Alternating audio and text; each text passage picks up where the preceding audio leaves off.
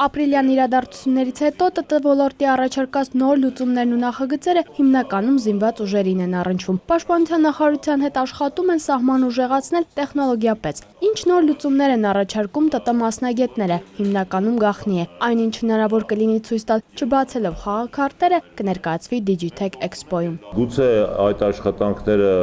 այն մասով, որոնք գաղտնի են, ցուցադրվեն, բայց ցուցադրվեն այդ աշխատանքների հատվածները, տարբեր տեխնոլոգիական հատվածները, որոնք հիմք են հանդիսացել նոր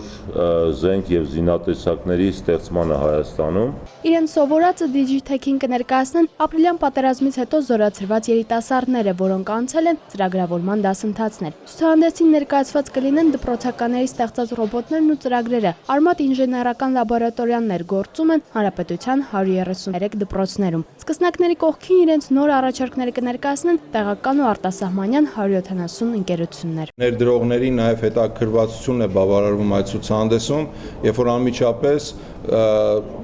հնարավորություն է ստեղծվում թե ծանոթանալ արտադրանքի,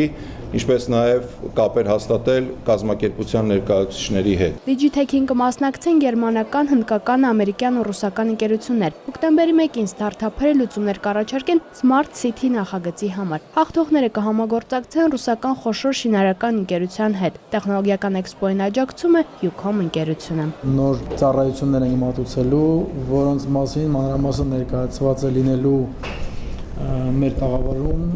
Ucom-ի տաղավարում Digitech-ի սահմաններում։ Բարի երթ ենք մաղթում Digitech-ին եւ